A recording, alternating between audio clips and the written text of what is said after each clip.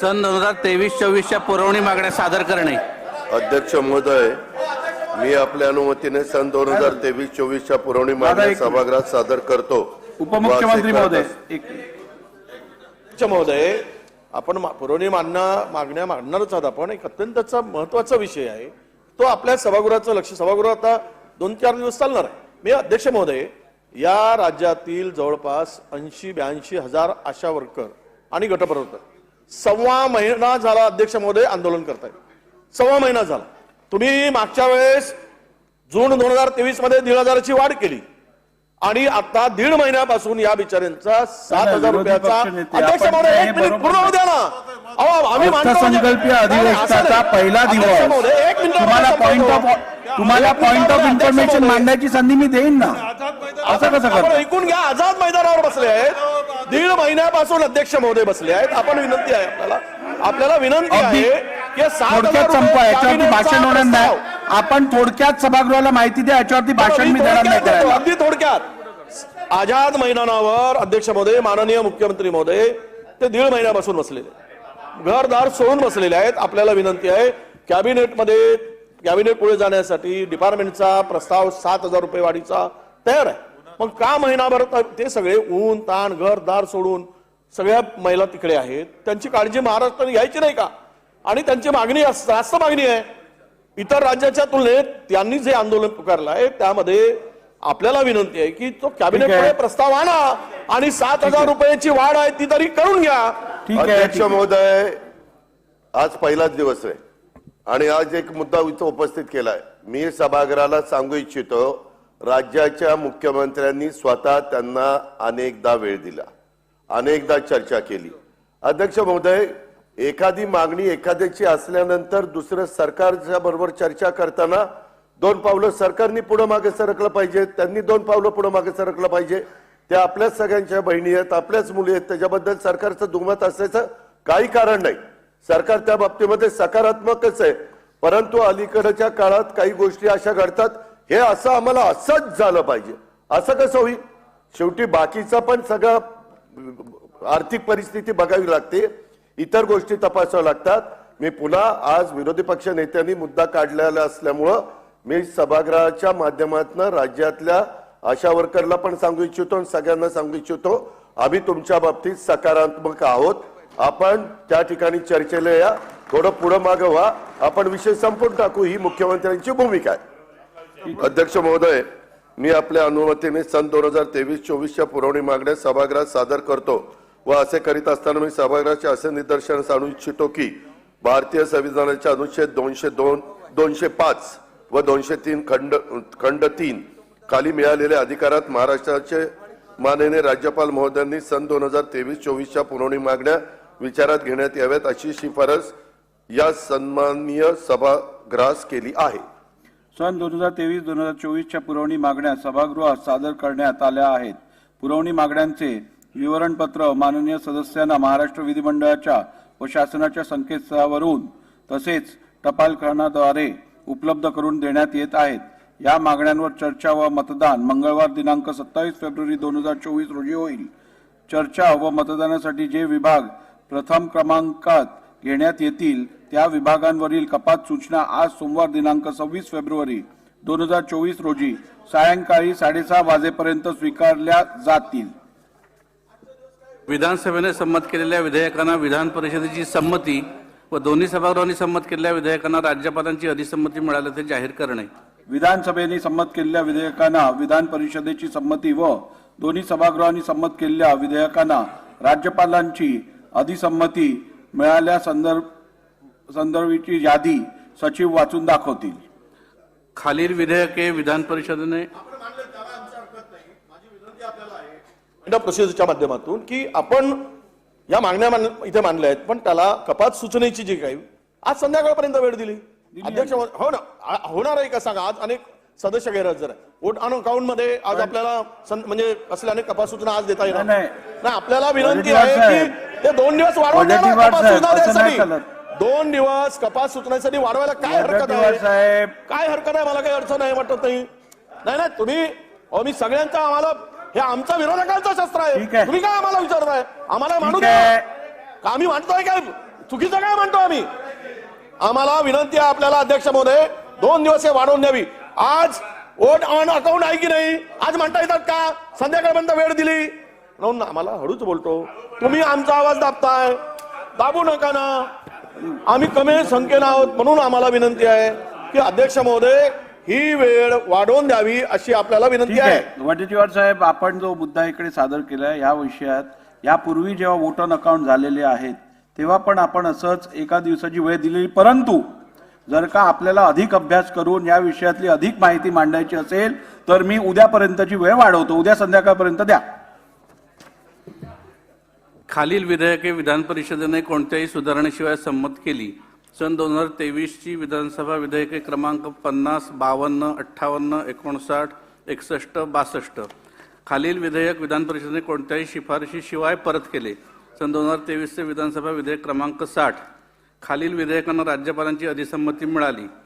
सन 2023 ची विधानसभा विधेयक क्रमांक 45, 46, 47, 48, 50, 52, 53, 54, 56, 57, 58, 59, 60, 61 व 62.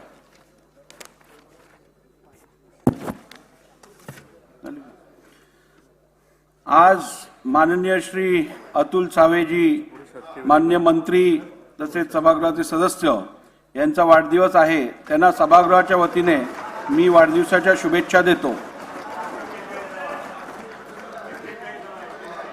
शासकीय विधेयके पुरस्थापनार्थ सन 2024 चे विधानसभा विधेयक क्रमांक 2 महाराष्ट्र सहकारी संस्था सुधारणा विधेयक 2024. महोदय, सन 2024 चे विधानसभा विधेयक क्रमांक 2 महाराष्ट्र सहकारी सुधारणा विधेयक 2024 मांडण्यास मला सभागृहाची अनुमती मिळावी. प्रस्ताव असा आहे की सन 2024 चे विधानसभा विधेयक क्रमांक 2 महाराष्ट्र सहकारी संस्था सुधारणा विधेयक 2024 मांडण्यास अनुमती देण्यात यावी. प्रश्न असा आहे की सन 2024 चे विधानसभा विधेयक क्रमांक 2 महाराष्ट्र सहकारी संस्था सुधारणा विधेयक 2024 मांडण्यास सभागृहाची अनुमती आहे काय? अनुकूल असतील त्यांनी होय म्हणावे, प्रतिकूल असतील त्यांनी नाही म्हणावे. होयचे बहुमत आहे, होयचे बहुमत आहे. प्रस्ताव संमत झाला. मंत्री महोदय. महोदय, मी आपल्या अनुमतीने सन 2024 चे विधानसभा विधेयक क्रमांक 2 महाराष्ट्र सहकारी संस्था सुधारणा विधेयक 2024 मांडतो. सन 2024 चे विधानसभा विधेयक क्रमांक 2 महाराष्ट्र सहकारी संस्था सुधारणा विधेयक 2024 मांडण्यात आले. सन 2024 चे विधानसभा विधेयक क्रमांक 3 महाराष्ट्र पोलीस सुधारणा विधेयक 2024. माननीय अध्यक्ष महोदय, सन 2024 चे विधानसभा विधेयक क्रमांक 3 महाराष्ट्र पोलीस सुधारणा विधेयक 2024 मांडण्याची मला अनुमती मिळावी असा प्रस्ताव मी मांडतो. प्रस्ताव असा आहे की सन 2024 चे विधानसभा विधेयक क्रमांक 3 महाराष्ट्र पोलीस सुधारणा विधेयक 2024 मांडण्यास अनुमती देण्यात यावी. प्रश्न असा आहे की सन 2024 चे विधानसभा विधेयक क्रमांक 3 महाराष्ट्र पोलीस सुधारणा विधेयक 2024 मांडण्यास सभागृहाची अनुमती आहे काय? अनुकूल असतील त्यांनी होय म्हणावे, प्रतिकूल असतील त्यांनी नाही म्हणावे. होयचे बहुमत आहे, होयचे बहुमत आहे. प्रस्ताव संमत झाला. मंत्री महोदय. माननीय अध्यक्ष महोदय, मी आपल्या अनुमतीने सन 2024 चे विधानसभा विधेयक क्रमांक 3 महाराष्ट्र पोलीस सुधारणा विधेयक 2024 मांडतो. सन 2024 चे विधानसभा विधेयक क्रमांक 3 महाराष्ट्र पोलीस सुधारणा विधेयक 2024 मांडण्यात आले. सन 2024 चे विधानसभा विधेयक क्रमांक 4 मुंबई महानगरपालिका सुधारणा विधेयक 2024. अध्यक्ष महोदय, सन 2024 चे विधानसभा विधेयक क्रमांक 4 मुंबई महानगरपालिका सुधारणा विधेयक 2024 मांडण्यास मला सभागृहाची अनुमती मिळावी. प्रस्ताव असा आहे की सन 2024 चे विधानसभा विधेयक क्रमांक 4 मुंबई महानगरपालिका सुधारणा विधेयक 2024 मांडण्यास अनुमती देण्यात यावी. प्रश्न असा आहे की सन 2024 चे विधानसभा विधेयक क्रमांक 4 मुंबई महानगरपालिका सुधारणा विधेयक 2024 मांडण्यास सभागृहाची अनुमती आहे काय? अनुकूल असतील त्यांनी होय म्हणावे, प्रतिकूल असतील त्यांनी नाही म्हणावे. होयचे बहुमत आहे, होयचे बहुमत आहे. प्रस्ताव संमत झाला.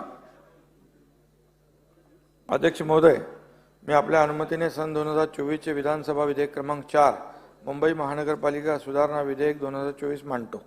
सन 2024 चे विधानसभा विधेयक क्रमांक 4 मुंबई महानगरपालिका सुधारणा विधेयक 2024 मांडण्यात आले. घोषणा. मराठी भाषा गौरव दिन या कार्यक्रमाच्या आयोजनाबाबत सर्व सन्मान्य सदस्यांना कळविण्यात येते की दिनांक 27 फेब्रुवारी हा दिवस मराठी भाषा गौरव दिन म्हणून साजरी केला जातो.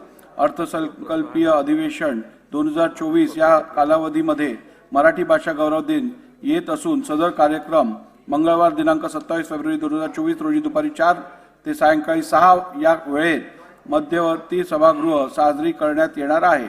मान्य पीठासीन अधिकारी, मान्य मुख्यमंत्री, मान्य उपमुख्यमंत्री, मान्य मराठी भाषा मंत्री, मान्य संसदीय कार्यमंत्री, दोन्ही सभागृहातील मान्य विरोधी पक्ष नेते यांच्या प्रमुख उपस्थितीत हा कार्यक्रम आयोजित करण्यात आला आहे.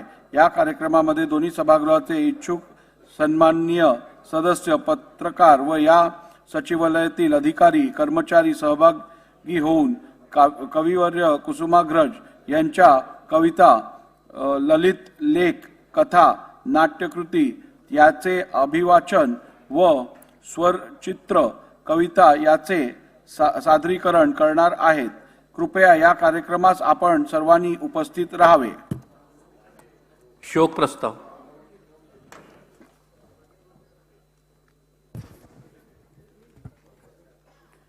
मी पुढील प्रमाणे शोक प्रस्ताव मांडतो. श्री मनोहर गजानन जोशी, माजी मुख्यमंत्री, माजी केंद्रीय मंत्री व माजी लोकसभा अध्यक्ष, तसेच श्री राजेंद्र सुखानंद पाटणी, विधानसभा सदस्य यांच्या दुःखद निधनाबद्दल हे सभागृह अतीव्र दुःख व्यक्त करते. श्री कैलासवासी मनोहर गजानन जोशी यांचा जन्म 2 डिसेंबर 1937 रोजी रायगड जिल्ह्यातील नांदवी येथे झाला. त्यांचे शिक्षण MA LLB पर्यंत झाले होते. कैलासवासी जोशी सरांनी अतिशय खडतर परिस्थितीत आपले शिक्षण सुरू केले. वेळप्रसंगी मधुकरी मागून उपजीविका केली. मुंबई महानगरपालिकेत नोकरी करून त्यांनी आपले उच्च शिक्षण पूर्ण केले. कोहिनूर टेक्निकल इन्स्टिट्यूटच्या माध्यमातून शैक्षणिक क्षेत्रात त्यांनी भरीव असे कार्य केले आहे. गरजू विद्यार्थ्यांना तंत्र शिक्षण उपलब्ध व्हावे यासाठी त्यांनी मोलाचे कार्य केले आहे. अनुभव, धाडस, मेहनत आणि संघर्ष या गुणांमुळे त्यांनी बांधकाम, हॉटेल उद्योगात यश मिळवले.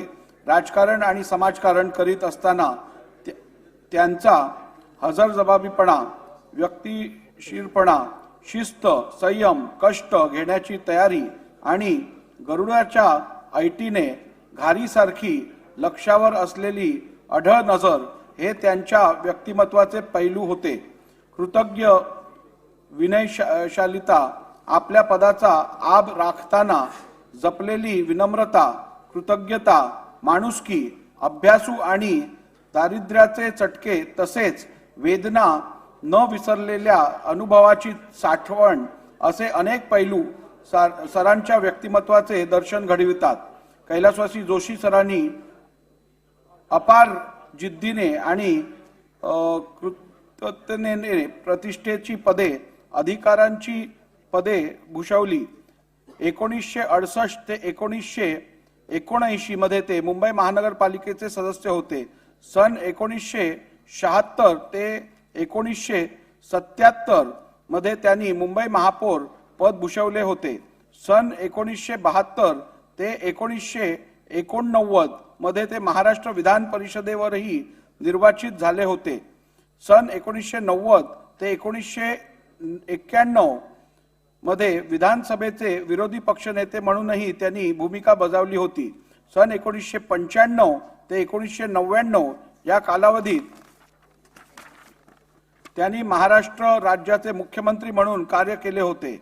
1 रुपयात झुणका भाकर तसेच झोपडपट्टी वासियांना मोफत घरे या योजना त्यांनी मोठ्या धाडसाने राबविल्या.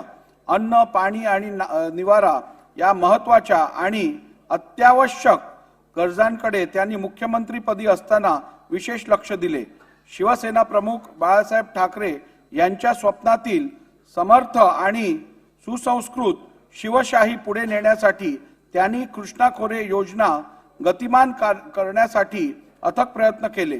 महाराष्ट्राचे मुख्यमंत्रीपद भूषवल्यानंतर सन 1999 मध्ये ते लोकसभेवर निर्वाचित झाले. सन 1999 ते 2002 या कालावधीत त्यांनी केंद्रीय अवजड उद्योग खात्याचे मंत्री म्हणून कार्य केले. सन 2002 ते 2004 या काळात त्यांना देशाच्या लोकशाहीच्या सर्वोच्च व सार्वभौम्य सभागृहाचे अध्यक्षपद भूषवण्याचा बहुमान प्राप्त झाला होता. हा बहुमान प्राप्त झाल्यानंतर आपल्या सभागृहाने त्यांच्या कार्याचा गौरव केला होता. महाराष्ट्राला अभिमान वाटावा असे कर्तृत्व त्यांनी गाजविले होते. सन 2006 मध्ये ते राज्यसभेवरही निर्वाचित झाले होते. त्यांनी मुंबई क्रिकेट असोसिएशनचे अध्यक्षपदही भूषवले होते. तसेच क्रिकेट कंट्रोल बोर्डाचे ते उपाध्यक्षही होते. स्वच्छ मुंबई, हरित मुंबई, स्पीकर्स डायरी भाग 1 व भाग 2 याचे लेखनही त्यांनी केले होते. अशा या कर्तृत्ववान, कर्तबगार, सुसंस्कृत, अभ्यासू तसेच उत्कृष्ट संसदपटूचे शुक्रवार दिनांक 23 फेब्रुवारी 2024 रोजी दुःखद निधन झाले. श्री राजेंद्र सुखानंद पाटणी, विधानसभा सदस्य. कैलासवासी राजेंद्र सुखानंद पाटणी यांचा जन्म 19 जून 1964 रोजी वाशिम येथे झाला. त्यांचे शिक्षण B.Com पर्यंत झाले होते. कैलासवासी पाटणी यांनी लिओ क्लब जैन युवा संघटनेचे अध्यक्ष म्हणून कार्य केले होते. त्यांनी अकोला, बुलढाणा, वाशिम पेट्रोल डिझेल असोसिएशनचे अध्यक्ष, वाशिम अर्बन कोऑपरेटिव्ह बँकेचे संचालक म्हणून उत्तम कार्य केले होते. वाशिम व्यापारी असोसिएशनचे ते काही काळ उपाध्यक्ष होते. वाशिम जिल्ह्यातील अनेक सामाजिक, शैक्षणिक, सांस्कृतिक संस्थांशी त्यांचा निकटचा संबंध होता. कैलासवासी पाटणी यांनी वाशिम नगरपालिकेचे सदस्य म्हणून कार्य केले होते. ते सन 1998 ते 2004 मध्ये अकोला, बुलढाणा स्थानिक प्राधिकारी संस्था मतदारसंघातून महाराष्ट्र विधान परिषदेवर निर्वाचित झाले होते. वाशिम जिल्ह्यातील कारंजा मतदारसंघातून ते सन 2004 ते 2014 व 2019 ते 19 मध्ये महाराष्ट्र विधानसभेवर निवडून आले होते. विधिमंडळाच्या अनेक समित्यांवर त्यांनी कार्य केले होते. अशा या समाजसेवकाचे शुक्रवार दिनांक 23 फेब्रुवारी 2024 रोजी दुःखद निधन झाले. सन्मान्य सदस्यांनी स्तब्ध उभे राहून शोक प्रस्ताव संमत करावा अशी विनंती आहे.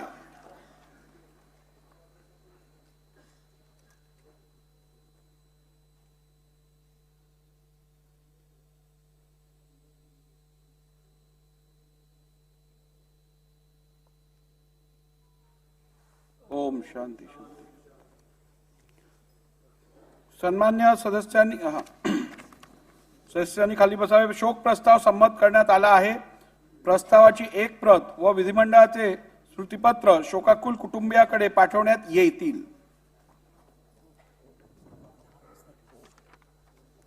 सभागृहाची बैठक आता स्थगित होत आहे. मंगळवार दिनांक 27 फेब्रुवारी 2024 रोजी सकाळी 10 वाजता सभागृहाची बैठक भरेल.